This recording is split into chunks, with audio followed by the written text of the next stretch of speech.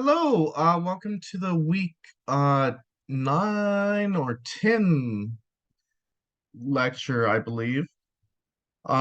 So this lecture is not going to really cover much new physics. It's just going to cover the change in angle over time, rather the change in angle over time and like the dynamics of changing angles and rotation versus just translational movement like we've been talking about before. But it is basically the same thing. You're going to see a lot of very similar equations. It's just coming up with a new formulation to talk about things that we have previously uh,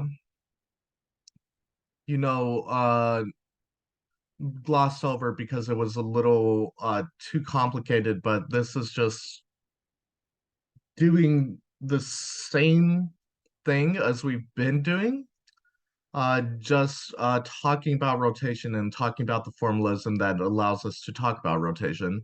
So you're going to see a lot of very similar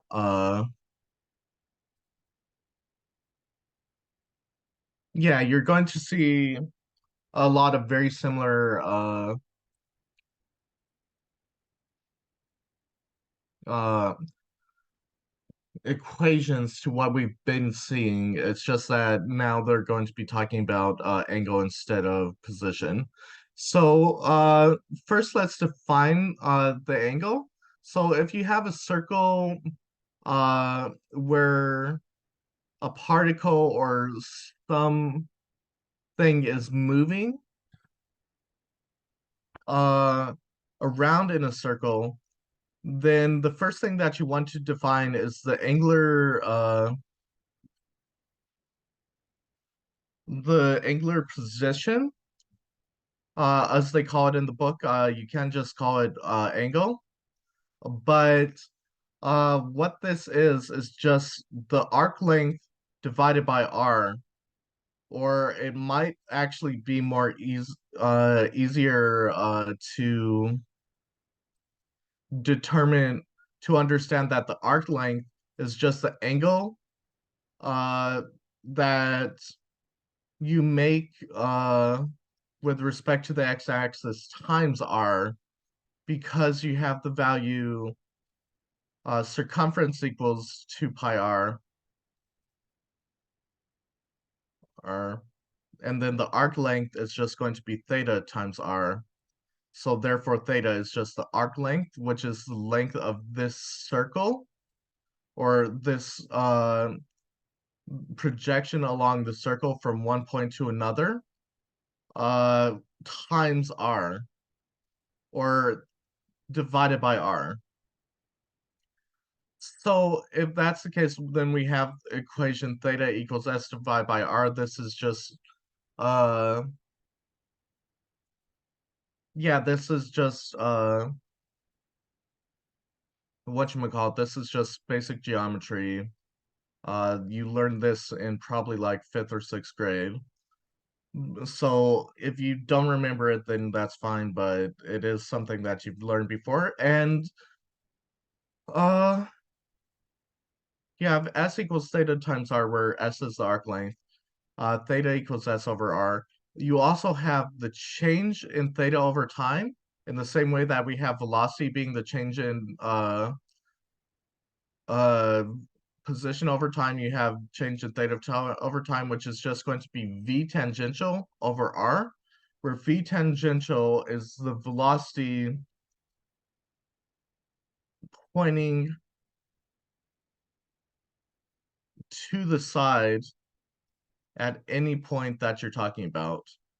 So as you can see here, V tangential is changing as you go about in a circle, because it's even if it has the same velocity, the same magnitude of velocity, it's going to have a different direction of velocity.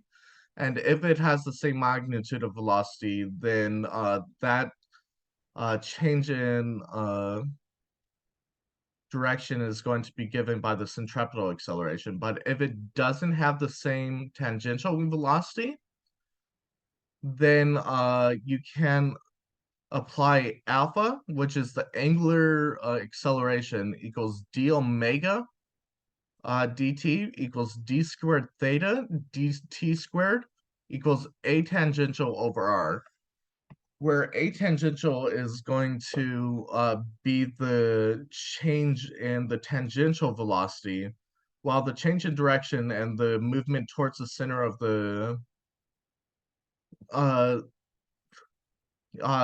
the center of the circle is caused by centripetal acceleration.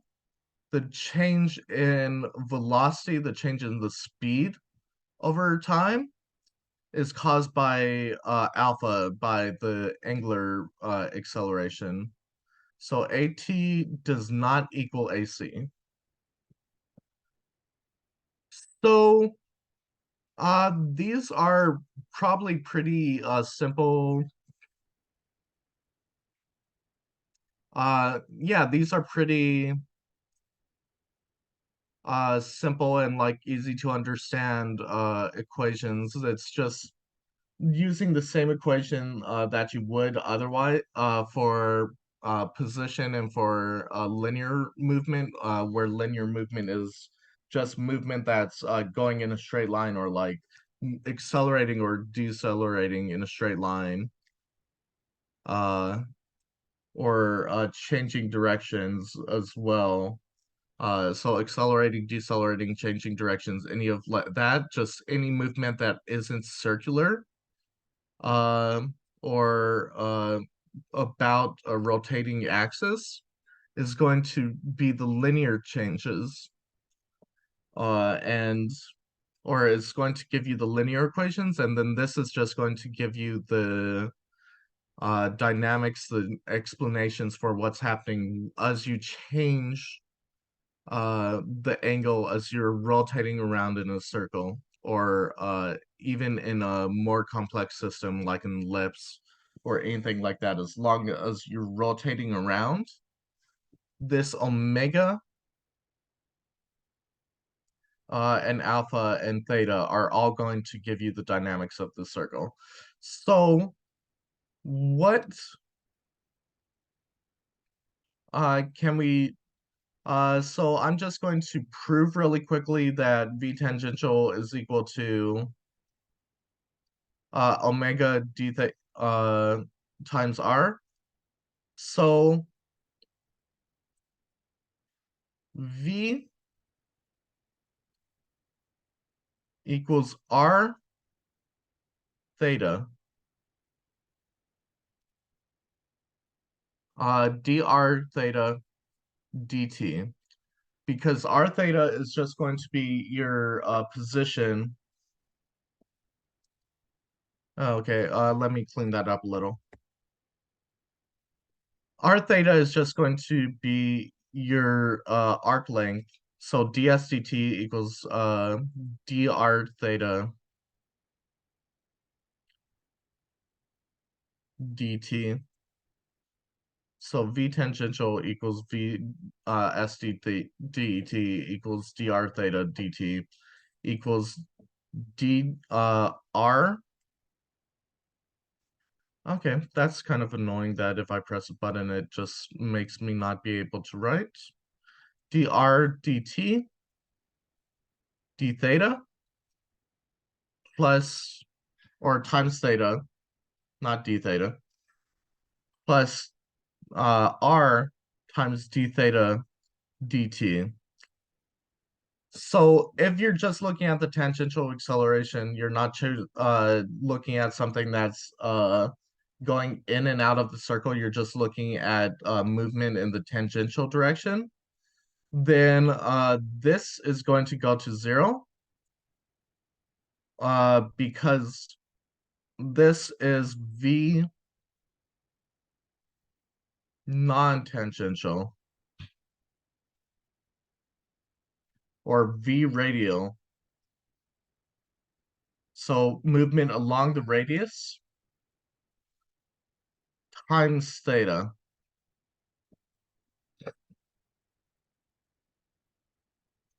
whereas this does not go to 0,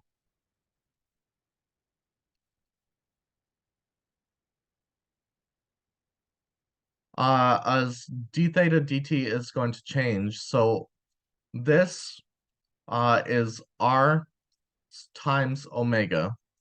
So omega is equal to v tangential. Okay, that's so annoying. Uh, Basically, what's happening is that when I click a button on my pen, it's just making it so that it goes to select instead of draw. So every time I do that, I have to uh, go over to the toolbar and fix it, which is just annoying and like taking up time. So omega equals v tangential over r. So that's our proof because dr dt is the radial velocity and then times omega.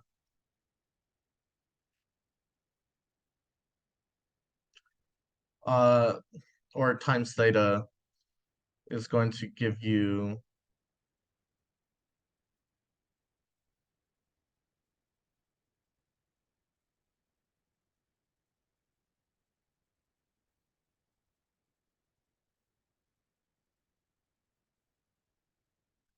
yeah, yeah, that's just going to give you the radial velocity times theta for some reason. And then alpha is the same thing. Uh, a a tangential equals d r omega dt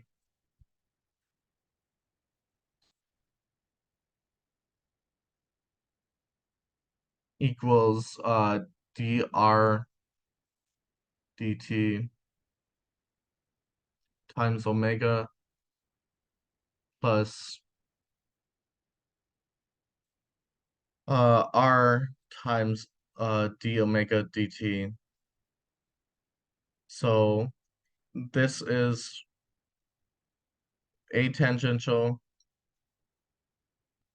This is something to do, and then this goes to 0 again, as dr dt is not accelerating, so goes to 0. So a tangential is equal to divided by r is equal to d omega dt, which is equal to alpha. So yeah, this is pretty simple, I think. I don't think we've done anything too mind-blowing yet. I just wanted to go over that. So let's see, where is my save button? Oh, there it is. Save PNG. So that's going to be the most important thing. The other important thing here to note is that omega, theta, and alpha can all be expressed as vectors as well. And then if you express them as vectors, oh, sorry, they changed the zoom to far on me, so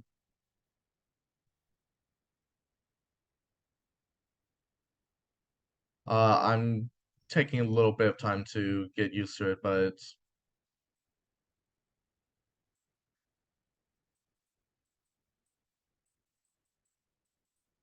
basically, you can define S equals omega, which is the angular position cross R.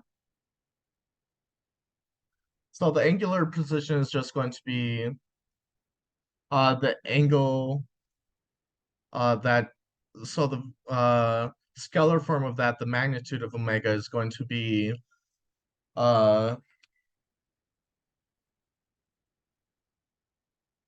yeah, the magnitude of omega is just going to be the angle that you're subtending, like the angle that you're looking at, this angle here. But omega, oh, I see. I keep saying omega when I mean theta, sorry. Theta is also theta cross r is equal to s. Uh, if you, so theta cross r is equal to s. So a positive, theta in the positive z direction is going cross r is going to give you movement in the yeah uh uh positive theta in the z direction is going to give you movement going counterclockwise, and uh negative theta going in the negative z direction is going to give you movement clockwise. So one thing that I probably should have noted is that theta is measured from the x-axis. So from the x-axis, and it's going to be positive as it's going counterclockwise, as is the case for most angles that you're going to be looking at. Oh, and then that's also kind of a confusing drawing. So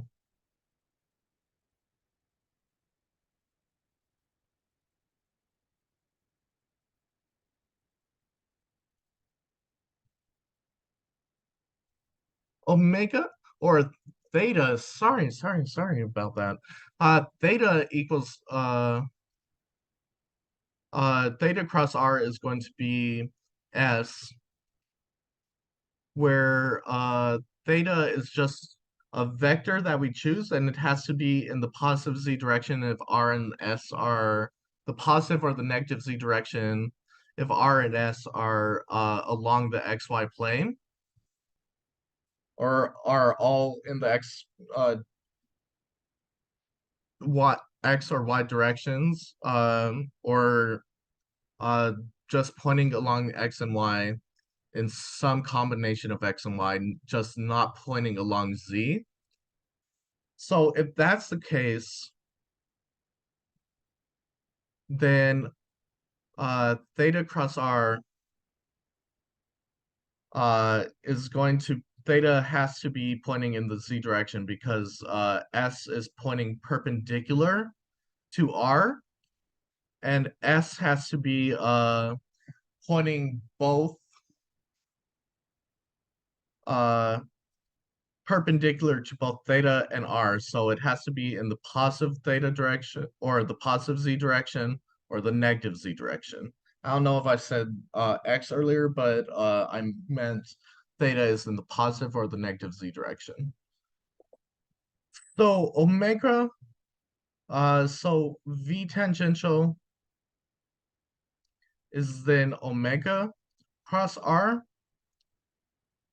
and then a tangential is alpha cross r,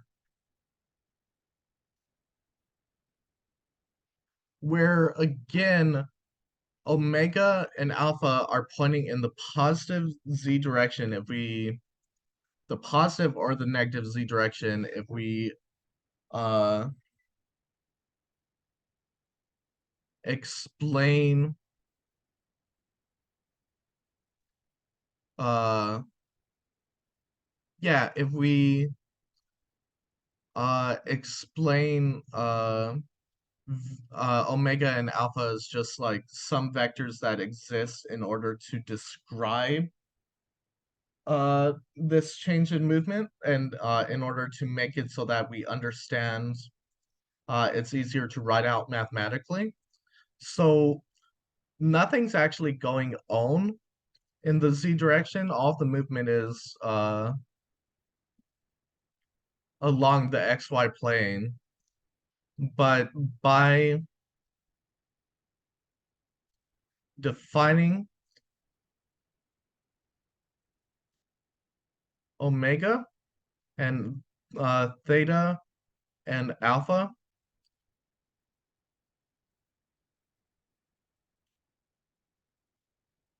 to be vectors in the z direction, or the positive or the negative z direction, then that is going to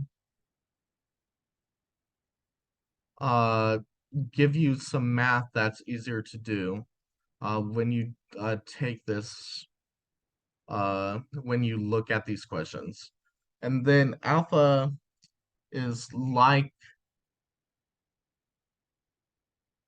acceleration, in that the uh, if you have a positively spinning, if you have something that's going around in a circle counterclockwise and has a positive velocity, angular velocity, and you have a positive acceleration in the positive z direction, then that angular velocity is going to speed up. And if you have that same angular velocity, but the acceleration is pointing down, then that's going to slow down. And then the last thing to note is that you can use the right-hand rule, theta and r, to find s, but you can also use the right-hand rule to find theta, where if you curl your fingers, this is probably better for omega, because theta s equals theta cross r is a bit misleading, because s is just the direction of s and the magnitude of s at any given point. It does not describe this curve because it's a straight vector. So it doesn't describe this red curve in the uh, graph. It just describes the direction.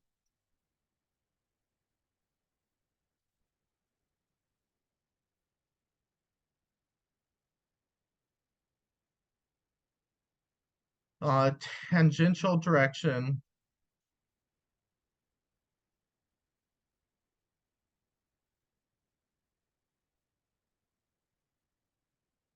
and magnitude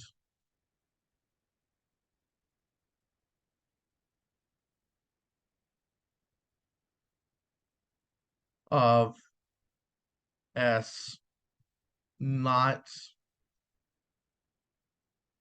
the curve itself at any given point. So if you look here, then S along the x-axis, then S is just pointing in the direction pointing back. If you look at some other angle, then S is going to be pointing this way, but it's still not going to. And then the magnitude of S is going to be given by how much of the circumference has been moved. But it is going to be a straight vector, it's not going to be uh,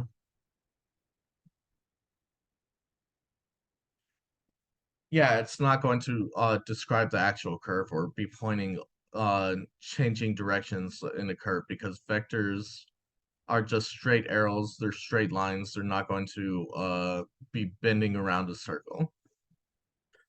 And then so basically the better answer for how to use this version of the right hand rule is that omega, if you curl your fingers of your right hand up in the direction that v tangential is going to face, or the direction that it's moving around in a circle, so either clockwise or counterclockwise, then your thumb is going to give you the value of whether it's positive omega or negative omega if it's going clockwise. So right now, I don't know if this comes across on the screen or if it's going to be mirrored when I upload it.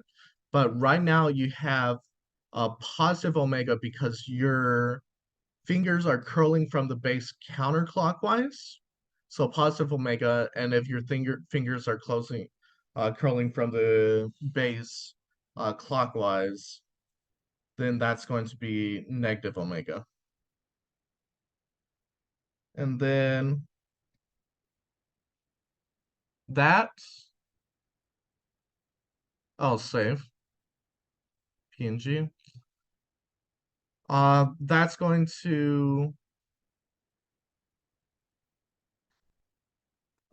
That's going to be basically what our definitions of omega cross omega, alpha, and theta are. So if you know that, then you can also make kinematics equations which describe the change in angle over time, the dynamics of the change of an angle. So theta equals theta naught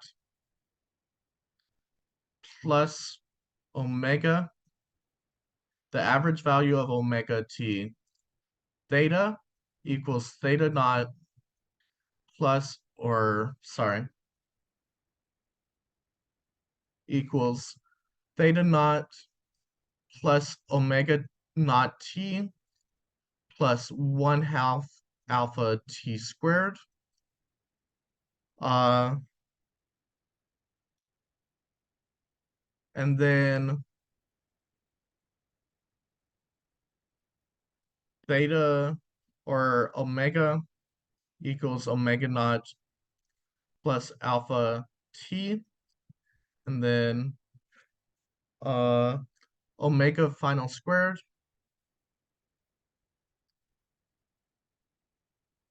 equals omega naught squared plus 2 alpha theta minus theta naught. So because we're just talking about the angle subtended rather than uh the rather than anything position, we're still going to use the same equations as we would use for uh velocity, acceleration, and position. We're just using them for angular velocity, angular acceleration, and angular position. So this is all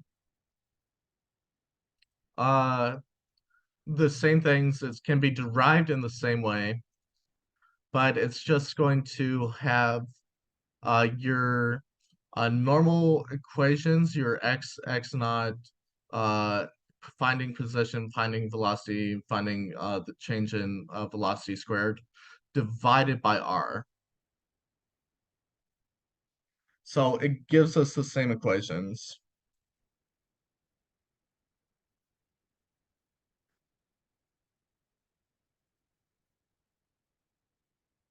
Okay, so as I close out this section, there's going to be more sections. There's going to be two more sections, one on torque and one on angular one on angular momentum, where the angular momentum one's coming up first and then the torque one's coming up next. As I close out this session, I'm just going to uh, go over one problem where a centrifuge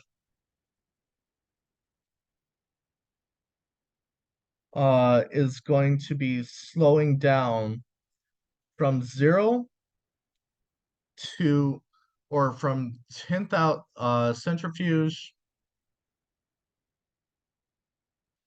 which is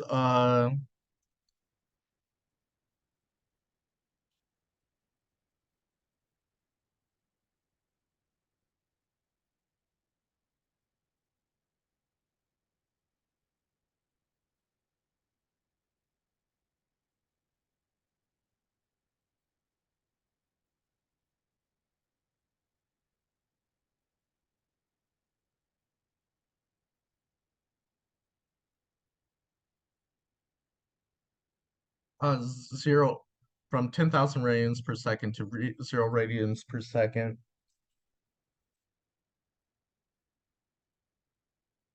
over the course of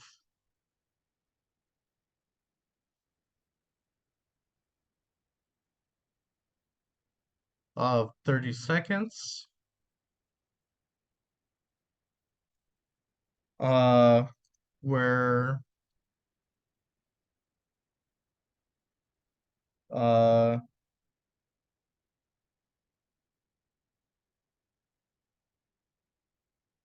oh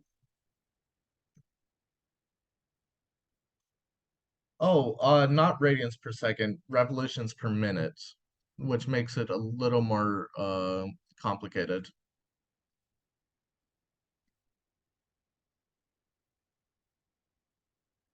With the radius of the centrifuge being equal to 20 centimeters. So,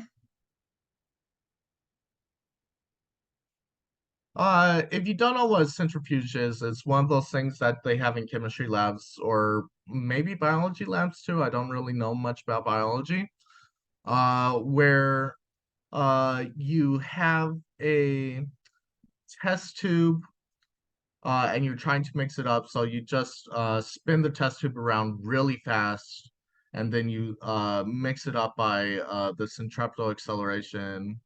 Or I think you're actually doing the opposite of mixing it up. I think you're trying to separate the masses based on the centripetal acceleration, but I could be completely wrong about this. All the important part is that it's just something with test tubes that spins really fast. So we're trying to find the total acceleration.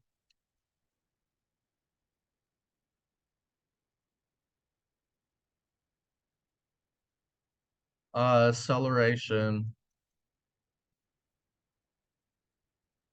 at 29.0 seconds. So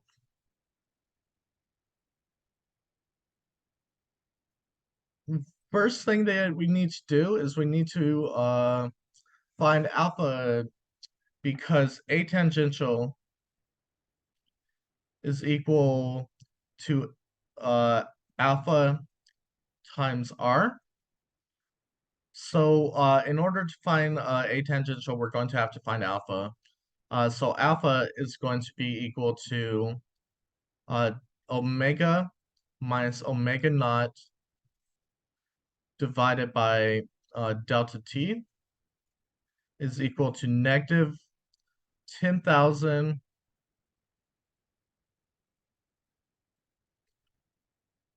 rounds per minute, revolutions per minute, divided by 30 seconds.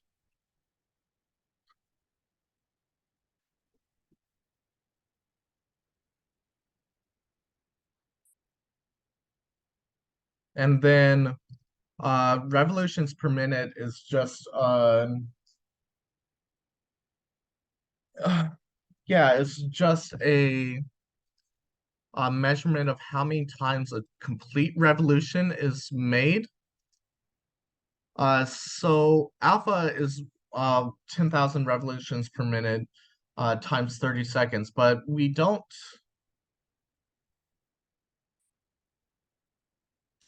in order to find tangential acceleration, we're going to have to change this into uh, radians per second because radians per second is the general SI unit of S is radians, and then unit of omega equals radians per second, unit of alpha equals radians per second squared. But the thing to keep in mind is that radians are just a number. So it's not like degrees, it's not like meters or anything.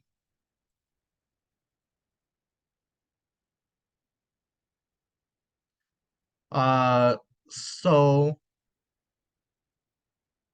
instead of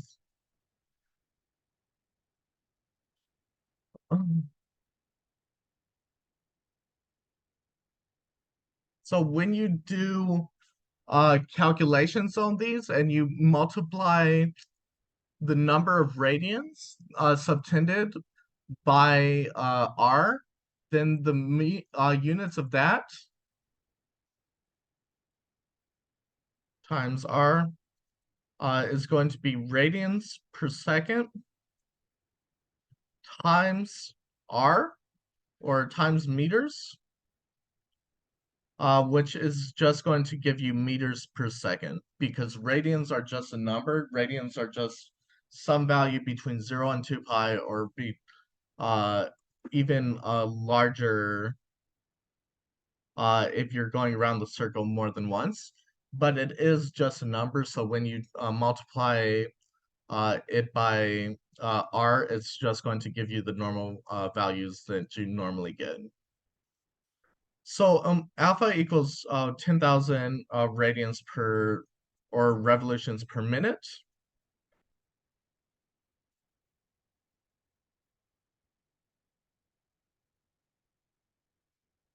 Okay, my drawing is glitching out. My drawing pad is glitching out right now. Or Zoom is. The drawing pad's fine.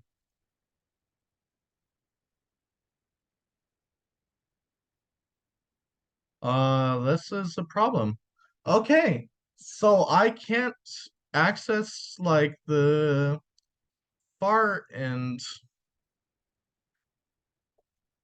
So I can't access like this edge of the whiteboard right now because my drawing pad or the Zoom is glitching out and just showing me that all the time. But I think I can still draw, so I'm just going to use that. So omega equals 10, omega naught equals 10,000 RPM times 2 pi over 60. So times 2 pi radians per revolution times 1 uh 1 minute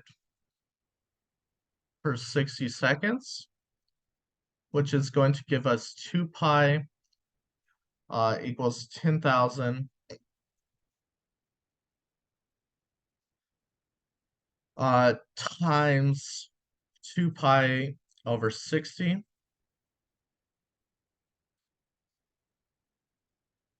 radians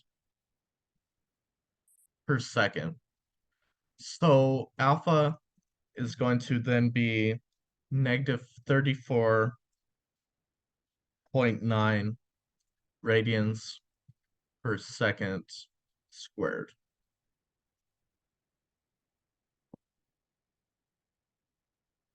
So A tangential is therefore r times alpha is equal to 0.2 meters, because that's 20 centimeters, times negative 34.9 radians per second squared,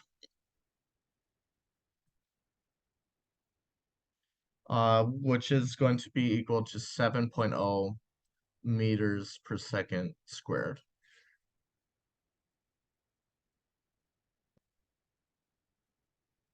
Or it's negative 7.0 rather.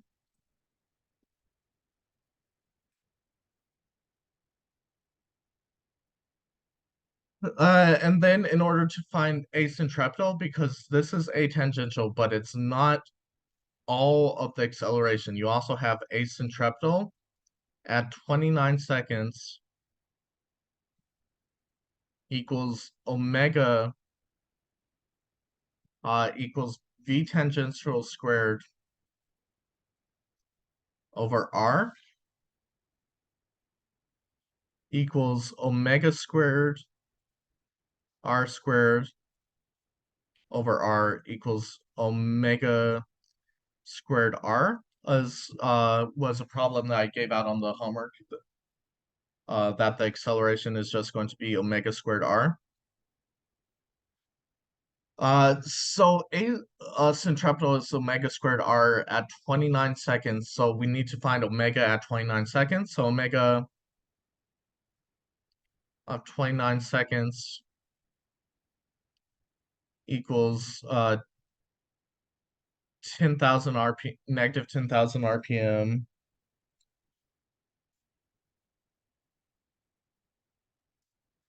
times 2 pi over 60 again, or positive 10,000 RPM minus 34.9 times 29 seconds, because that's alpha t, which is going to give you 35.1 radians per second. So acentreptal is then 35.1 squared times 0.20 is equal to 254, which means that even that the acceleration is going to look, if we look at the graph, the acceleration is going to have acentreptal and then a little tiny atangential pointing in the opposite direction of movement. So the total acceleration is just going to be very slightly off the center axis, even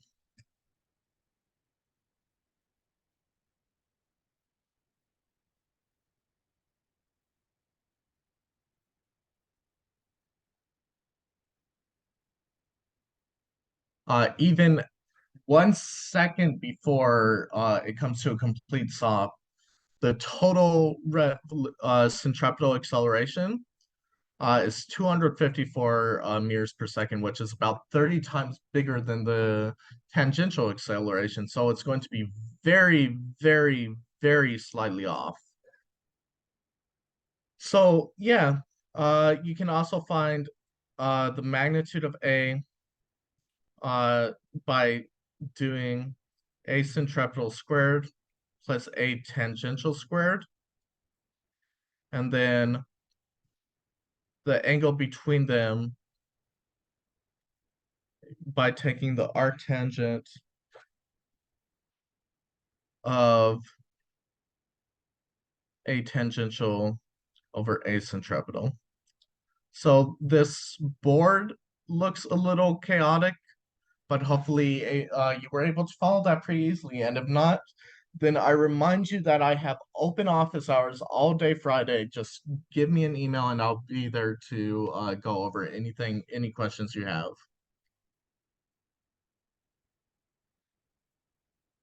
Oh, there we go.